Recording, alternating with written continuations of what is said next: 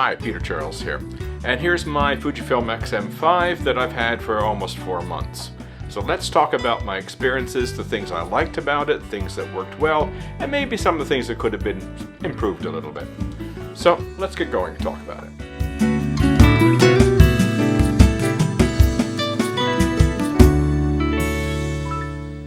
Okay, I've used this camera mostly for video in the studio, like basically what I'm doing now, or in my fly tying video where I shoot fly tying videos with it. So it's worked quite well for that. Very pleased. Had great results. I've used the autofocus in it, face detect, 100% reliable, never any issue, no hunting, no glitching, nothing like that. So as a video camera for studio type stuff, it's been great. I have tried a bit of test vlogging with it because it has a vlogging function. You can see it right there. And you turn that on and it turns into a vlogging camera. And it has the fully articulating screen for that. So I've done some tests with that and they worked fine. The vlogging function is very easy to use. It's like being auto. And it sets up your camera ideally for the job. It has very broad video specs. It's basically the same guts as the Fujifilm XS20. Actually, it has a few more video features than the XS20.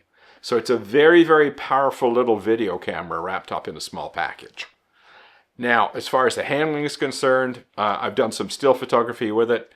It fits to the hand pretty good. I would have liked a little bit bigger grip, but I can't complain too loudly. It does fit quite nicely. I think one of those thumb grips, I might get a thumb grip for it, that might actually balance it off quite nicely. The things I found that were good for a camera in this price point is that it has a forward dial and a back dial. I've seen a lot of cameras in this range that don't have that extra dial on the front. So you're trying to jam all your functionality through one dial, I should say.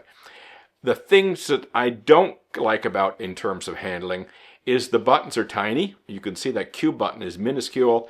They're also flat to the body, so they're not raised at all. So they're a little bit of a fiddle sometimes to activate. I would have liked them a little bit more prominent. There's also no function button on this that you can program. And that's understandable at this price point. If you don't shoot videos, you can use the record button and assign that to another function. But since I use videos, that's not an option for me. I have to keep that working. Now, the film simulation dial sounds like a gimmick. And when I bought this camera, I thought, I'll never use that. I'll just set it on something and that'll be that. But the reality is, I use it a lot.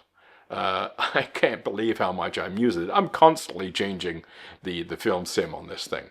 I shoot in JPEGs with this. It'll shoot the same RAW as any other Fuji camera, but I usually just shoot JPEG, so yeah, I'm using that all the time. Now, as far as the lens is concerned, it's plastic, it's light. Now, I've been told that the elements are glass, which is good, but the housing, the bayonet, it's all plastic. It's not weather sealed. The camera's not weather sealed, so it's not something you would take out in a pouring rain. It's a power zoom, and the throw is very short. And if you read any reviews about this or watch any reviews, they complain about this lens being very touchy to zoom because the throw is short and a small movement results in a big zoom.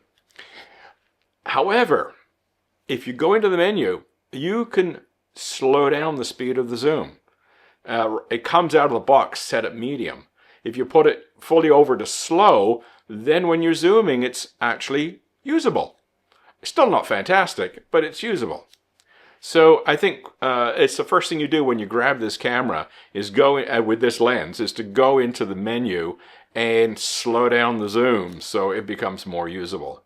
I mean, the manual focus is okay. It's fly-by-wire focusing. What can you do? As far as the rest of the camera is concerned, it has a couple of other nice features. The microphone jack is right there. It's out of the way of the screen. Brilliant, The other buttons for the drive, your playback and your autofocus lock and exposure lock are nice and prominent, easy to get at. So, I mean, I wish they'd done the same thing for the others. And it has a joystick, which is good. That's something else I've seen in cameras at this price point. They don't have joysticks. This one does. And when you want to just use the tracking function, you just put the box on what you want to track, and you just push down on the joystick, and it locks in. Simple. So position, press, you're locked. No messing about for tracking. So it's a great little camera, and I think the important thing to say about it is it's just as good a stills camera as it is a video camera.